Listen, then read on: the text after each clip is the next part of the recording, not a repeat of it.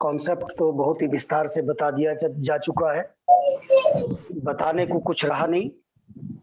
मैं एक किसी प्रवक्ता इंटर कॉलेज में और चंदौसी जनपद संभल से हूँ। मैं कॉन्सेप्ट के तीसरे पड़ाव में मैं आपके सामने हूँ और कोशिश करूंगा कि कुछ बातों के आपके सामने रखूं।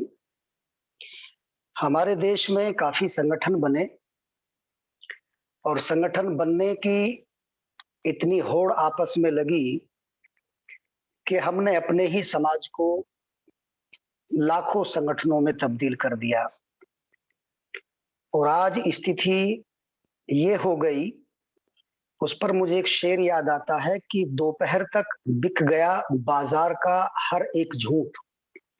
दोपहर तक बिक गया बाजार का हर एक झूठ और मैं एक सच को लेकर शाम तक बैठा रहा।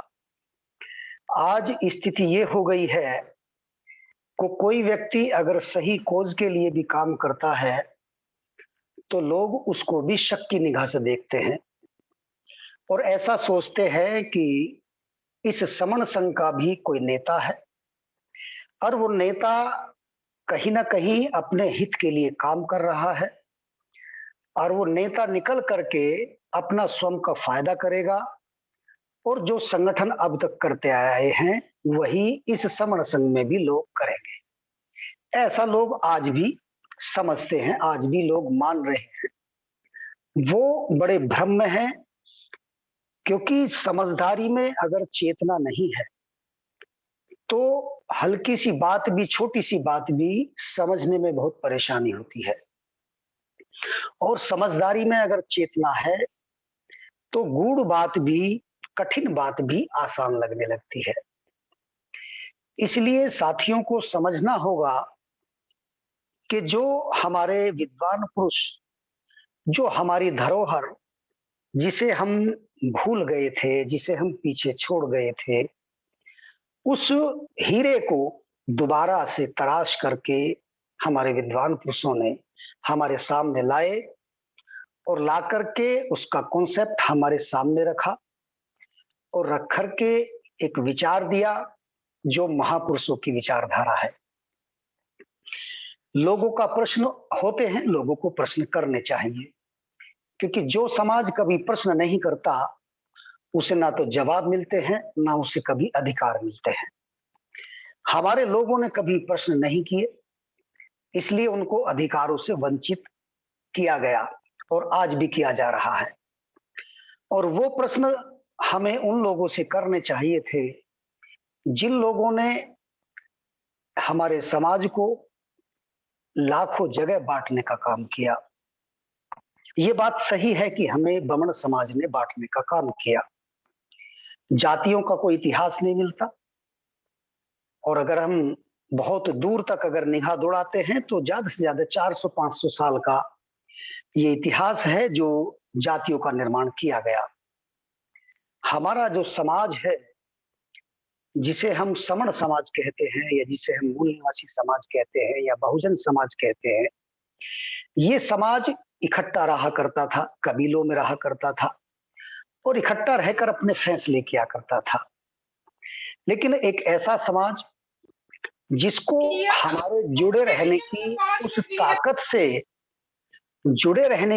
ताकत से उसे परेशानी हुई या उसे खतरा नजर आने लगा कि अगर ये समाज इकट्ठा रहा, जुड़ा रहा, तो ये कहीं ना कहीं मेरी जो इस देश में जो शासन करने की जो नीति है, जो शासन करने की मेरी चाल है, ये लोग उसको समझ जाएंगे और जब ये लोग समझ जाएंगे तो मेरे इस तख्तो ताज से मुझे ये नीचे उतार देंगे। तो उस चालाक समाज ने काम किया, लोगों को कार्य के आधार पर, लोगों को आदतों के आधार पर, लोगों के खान पीन के आधार पर उनको छोटी छोटी उपजातियों में बांटना शुरू किया।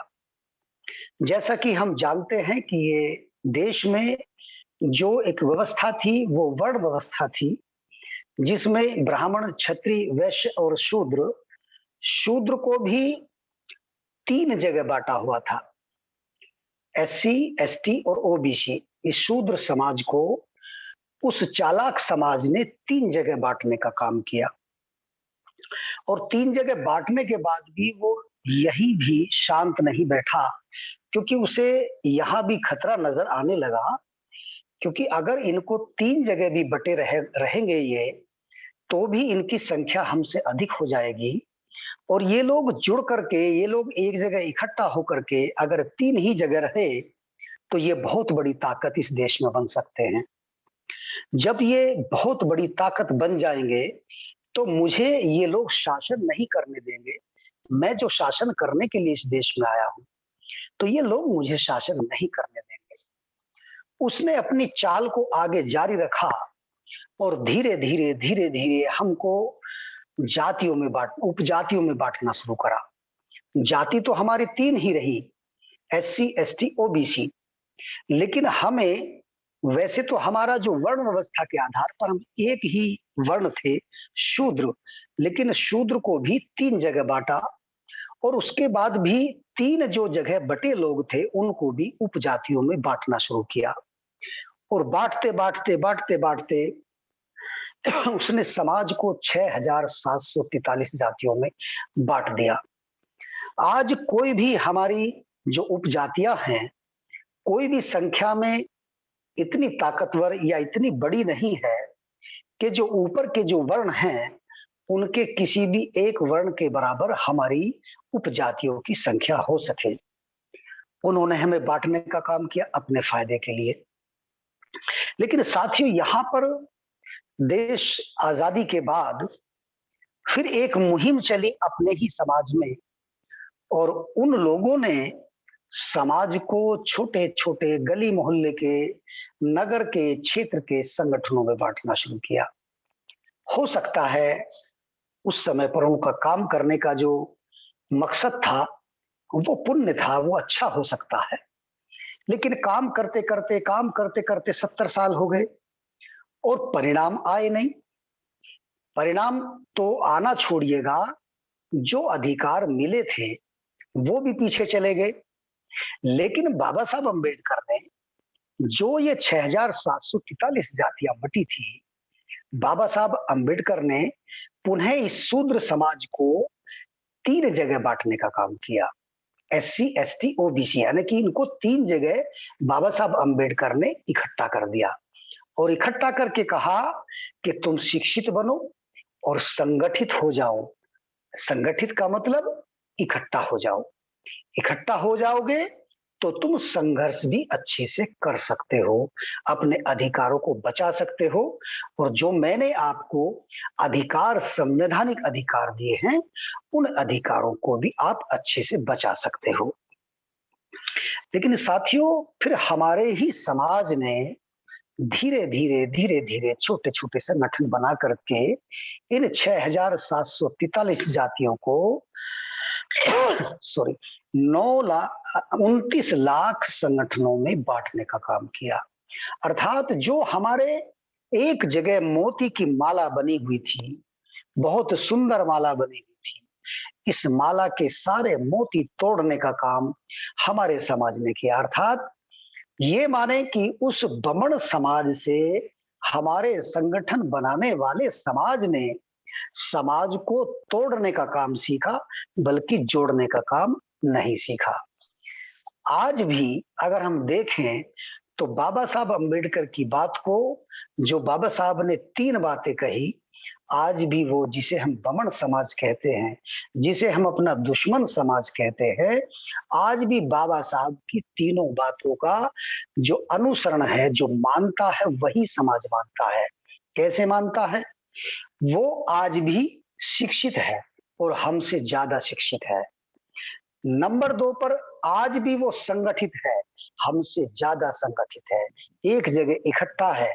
आज भी उनमें चाहे कितनी उपजातियां हों, लेकिन वो सब अपनी उपजातियों में रोटी और बेटी का संबंध बनाते हैं। चाहे आप क्षत्रिय समाज में देख लें, चाहे आप वैश्य समाज में देख लें, चाहे आप ब्राह्मण समाज में देख लें, आज भी बाबा साहब की बातों को वो अच्छी तरीके से मानते हैं। उन्होंने, बाबा साहब ने कहा कि संघर्ष करो। उनके पास शिक्षा भी है, उनके पास संगठन भी है, संगठित भी हैं वो लोग, और संगठित होने के साथ साथ उनके पास संघ भी है। उसके बावजूद भी वो आज भी, इतना सब कुछ होने के बाद भी, आज भी वो हमारे अधिकारों को छीनने के लिए हमेशा संघर्ष करते रहते हैं।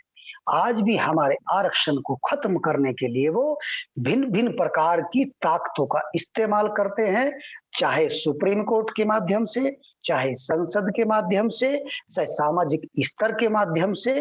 वो आज भी हमारे अधिकारों को छीनने का काम करते हैं, अर्थात वो आज भी हमारे अधिकारों को छीनने के लिए संघर्ष करते रहते हैं। तो आज भी अगर बाबा साहब की विचारधारा को अगर सही रूप में मानता है, तो वो समाज मानता है, क्योंकि वो आज भी तीनों बातों पर चल करके देश में आज भी संघर्ष करता है, और वो हमें आज भी अधिकार वंचित करना चाहता है। लेकिन हमारे समाज ने, हमारे लोगों ने क्या किया? हमारे लोगों ने हमें ही बांटने का काम किया। और वो संगठन अब क्या समझते हैं कि ये लोग हमारे ऊपर उंगली उठाते हैं और हमें चंदाखोर कहते हैं। साथियों, भाइयों, जो जिन्होंने अभी संगठन बनाए हैं, हम आपको चंदाखोर नहीं कहते। हम तो ये कहते हैं कि हम तो तुम्हें चंदा देने को तैयार हैं। तुम चंदा लो, लेकिन शर्त हमारी ये है कि भाई इकट्ठे होकर आइएगा। तुम लोग इकट्ठा हो जाओ, हम आज भी तुम्हें चंदा देने को तैयार है। आज तुम इकट्ठा होकर के अगर समाज की लड़ाई लड़ोगे, तो तुम हमारे आज भी वही भाई हो, आज भी हमारे लिए इतने ही प्रिय हो जितने प्रिय हमारे लिए तुम पहले हुआ करते थे। लेकिन आपके उन संगठनों के बनाने से समाज के अधिकार तो नहीं बचे। आपने जगह जगह 4 लाख संगठन एक्टिव रूप से काम कर रहे हैं। चलो 29 लाख नहीं, कम से कम 4 लाख संगठन तो ज्यादा समझदार है, वो लोग तो ज्यादा बुद्धिमान लोग हैं। भाई तुम लोग मिल जाओ, तुम लोग इकट्ठे हो जाओ, हम तुम्हारे साथ काम करने को तैयार हैं। हमारा मकसद भी वही है जो आप मकसद बताते हो। हम समाज को सुखी रखना चाहते हैं, अपनी नस्लों को सुखी देखना चाहते हैं, उनके अधिकार उन्हें वापस कराना चाहते हैं। वो इस देश में, इस देश में सुख से रहें, इस देश में स्वस्थ रहें, इस देश में अधिकार वंचित ना हो, इस देश में उनके पास रोटी, कपड़ा और मकान होना चाहिए। हमारा यही मकसद है। लोग समझते हैं कि जुड़ के क्या करोगे? भाई जुड़ के हमारा बहुत बड़ा मकसद है। हम जुड़ेंगे तो एक ताकत बनेगी, जो हमारी बिखरी हुई ताकत है, वो ताकत हमारी एक जगह इकट्ठा हो जाएगी। और जब हमारी किसी की भी एक ताकत एक जगह इकट्ठा हो जाती है, तो उसको लड़ने में, उसे अपने अधिकार लेने में कोई परेशानी नहीं होती। और जो समाज इकट्ठा होता है, जो समाज ताकतवर होता है, उसका कभी शोषण भी नहीं होता है। तो हम लोग इकट्ठा होंगे, एक जगह आएंगे, तो हम लोग जीत सकते हैं। इस देश में जो हमारा अस्तित्व था, जो महाराजा सम्राट अशोक के समय में हमारा अस्तित्व हुआ करता था, हम उस अस्तित्व को पुनः अर्जित कर सकते हैं, उसे पुनः प्राप्त कर सकते हैं। कि कोई भी समाज होता है, वो देश में, दुनिया में सुखी रहना चाहता है। लेकिन अब साथियों, पानी सर से ऊपर आ चुका है। इसलिए इन संगठनों की जब तक खाद पानी हम लोग बंद नहीं करेंगे, तब तक इनको ये समझ में आने वाला नहीं है। इसलिए हम कहते हैं कि इनका चंदा, इनका जो चंदे का जो धंधा है, सबसे पहले इसे बंद कर दीजिएगा। इनकी रसद बंद कर दी जाएगी, इनका खाद पानी बंद कर दिया जाएगा, तो ये अपने आप ही इस समण संघ की जो अस्तित्व है, इस समण संघ का जो कॉन्सेप्ट है, इस समण संघ की जो विचारधारा है, वो भी इसको समझेंगे। और आज नहीं तो कल वो इस समण संघ में आकर के जुड़ने का काम करेंगे। जब वो भी भाई, वो भी हमारे साथी इस समण संघ में आकर के जुड़ेंगे, जब संघ की परिकल्पना को वो समझ जाएंगे, जब संघ की बात को वो समझ जाएंगे। हम भारतीय कॉन्स्टिट्यूशन भी देखें तो बाबा साहब अम्बेडकर ने पहले ही आर्टिकल में पहली ही लाइन लिखी है, इंडिया दैट इज भारत, और ये राज्यों का संघ होगा। यानी कि सभी राज्य मिलकर के इस भारत संघ का निर्माण करेंगे। तो संघ की परिकल्पना बाबा साहब अम्बेडकर ने कॉन्स्टिट्यूशन के पहली ही पंक्ति से बताई है।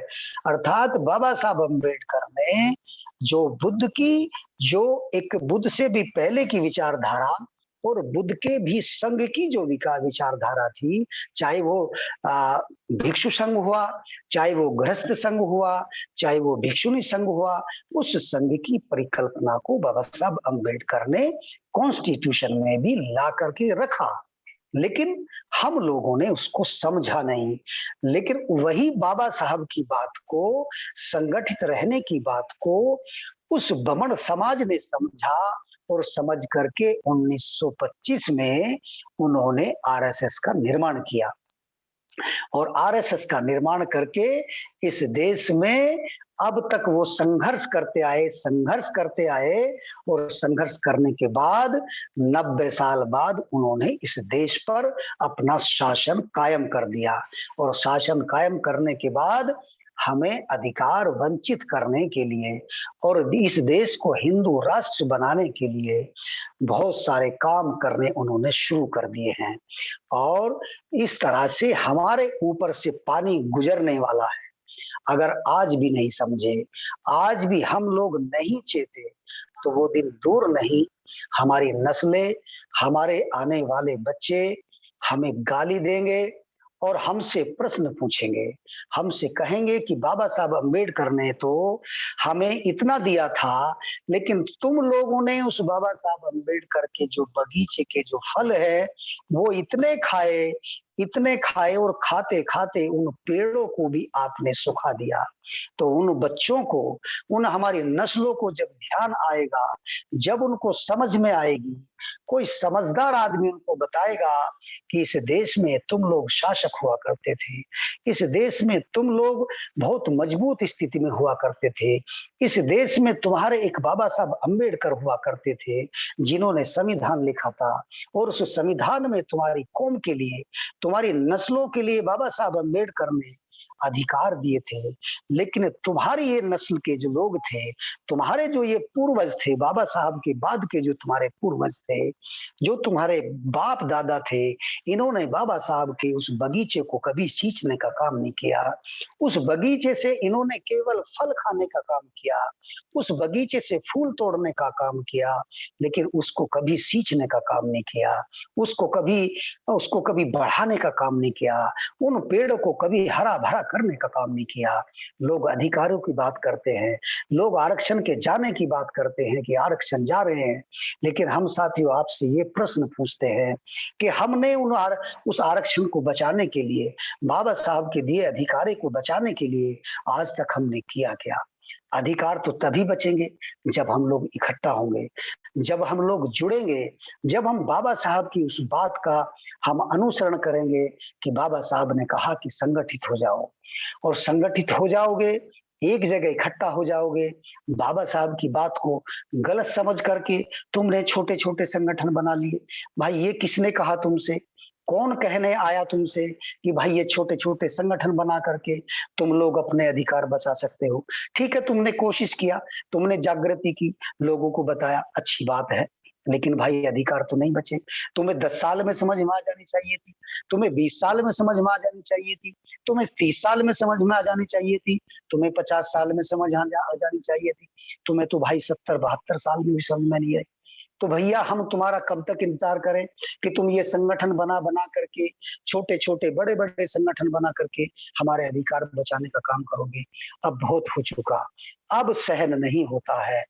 हो गई है पीर पर्वत सी पिघलनी चाहिए, अब हिमालय से कोई गंगा निकलनी चाहिए। सिर्फ हंगामा खड़ा करना हमारा मकसद नहीं है, हमारा मकसद है कि इस देश में समण लोगों की तकदीर बदलनी चाहिए, इस देश में समण लोगों की तकदीर बदलनी चाहिए। हम जुड़ेंगे तो जीतेंगे, अवश्य जुड़ेंगे भी, और जुड़ भी रहे हैं। ये हमारी जो 15 मई की जो संगीति है, ये दिल्ली ने ये साबित कर दिया कि अब समण संघ, अब ये वी द पीपल इस देश और दुनिया में रुकने वाला नहीं है। हम जुड़ेंगे भी, जुड़ रहे हैं और जीतेंगे। और जब तक जुड़ते रहेंगे, जैसे जैसे जुड़ते रहेंगे, वैसे वैसे जीतते रहेंगे। धन्यवाद, आपने मेरी बात को बड़े ध्यान से सुना।